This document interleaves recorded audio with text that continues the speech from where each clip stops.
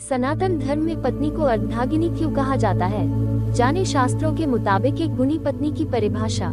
शास्त्रों में एक गुणी पत्नी के ये प्रकार बताए गए हैं। हिंदू मान्यताओं के अनुसार पत्नी पति के शरीर का आधा हिस्सा होती है और साथ ही लक्ष्मी स्वरूप भी होती है। कई शास्त्रों में इसको लेकर अलग अलग वर्णन किए गए हैं। पत्नी बाएं अंग की अधिकारी होती है। शिव के बाएं अंग से स्त्री की उत्पत्ति हुई है। शिव का अर्धनारीश्वर शरीर इस बात का प्रतीक है। हिंदू शास्त्रों में पत्नी को वामांगी कहा गया है, जिसका अर्थ होता है बाएं अंग का अधिकारी। इसलिए पुरुष के शरीर का बायां हिस्सा स्त्री का माना जाता है। इसका कारण ये है कि भगवान शिव के बाएं अंग से स्त्री की उत्पत्ति हुई है, जिसका प्रतीक शिव का अर्धनारीश्वर शरीर है। यही कारण है कि हस्तरेखा विज्ञान की कुछ पुस्तकों में पुरुष के दाएं हाथ से पुरुष की और बाएं हाथ से स्त्री की स्थिति देखने की बात कही गई है। शास्त्रों में कहा गया है कि स्त्री पुरुष की वामांगी होती है।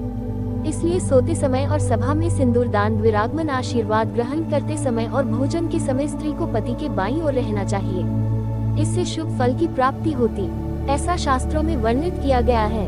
कन्यादान के समय स्त्री को इस तरफ रहना चाहिए।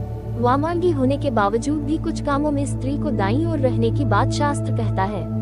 शास्त्रों में बताया गया है कि कन्यादान, विवाह, यज्ञ कर्म, जातकर्म, नामकरण और अन्नप्राशन के समय पत्नी को पति के दाईं ओर बैठना चाहिए। पत्नी के पति के दाएं या बाएं बैठने संबंधी इस मान्यता के पीछे तर्क ये है कि जो कर्म सांसारिक होते हैं उसमें पत्नी पति के दाईं ओर बैठती है, क्योंकि ये कर्म स्त्री प्रधान कर्म माने जाते हैं। यज्ञ, कन्यादान, विवाह ये सभी पारलौकिक कार्य माने जाते हैं। इन्हें पुरुष प्रधान माना गया है, इसलिए इन कर्मों में पत्नी के दाईं ओर बैठने के नियम हैं। स्त्री को इस वजह से अर्धांगिनी कहा जाता है।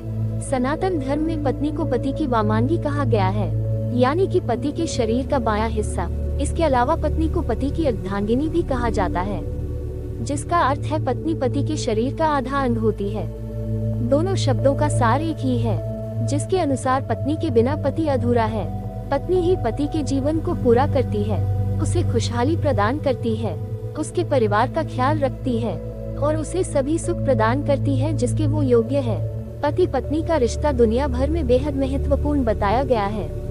चाहे सोसाइटी कैसी भी हो, लोग कितने ही मॉडर्न क्यों ना हो जाएं, लेकिन पति पत्नी के रिश्ते का रूप वही रहता है, प्यार और आपसी समझ से बना हुआ।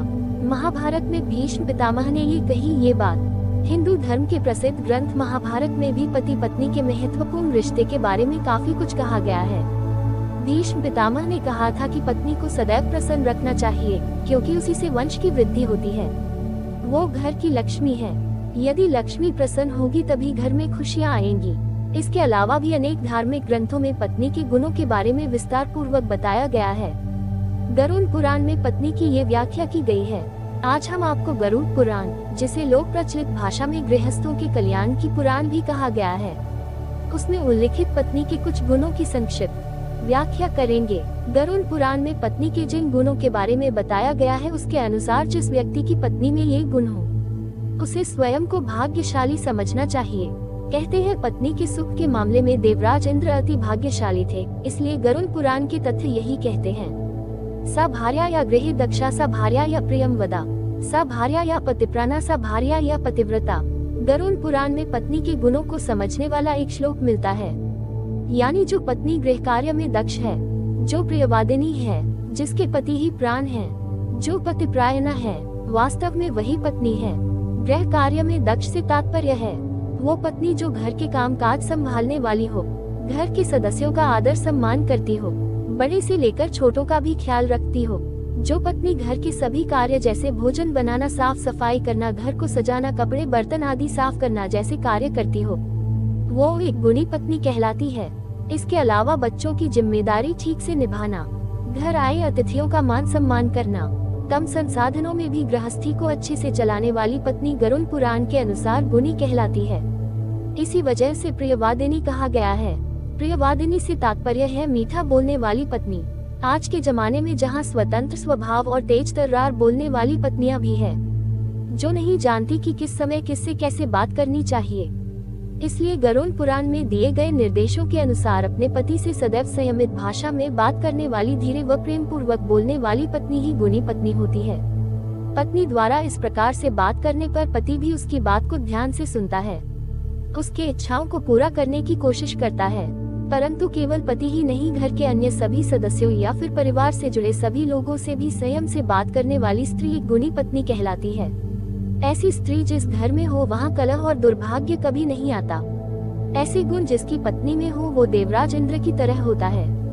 पतिप्रायणा यानी पति की हर बात मानने वाली पत्नी गरुड़ पुराण के अनुसार एक गुणी पत्नी होती है। जो पत्नी अपने पति को ही सब कुछ मानती हो, उसे देवता के समान मानती हो, कभी भी अपने पति के बारे में बुरा ना सोचती हो, वो पत्नी गुणी है। विवाह के बाद एक स्त्री न केवल एक पुरुष की पत्नी बनकर नए घर में प्रवेश करती है, वो उस नए घर की बहू भी कहलाती है। उस घर के लोगों और संस्कारों से उसका एक गहरा रिश्ता बन जाता है। इसलिए शादी के बाद नए लोगों से जुड़े रीति रिवाज को स्वीकारना ही स्त्री की जिम्मेदारी है।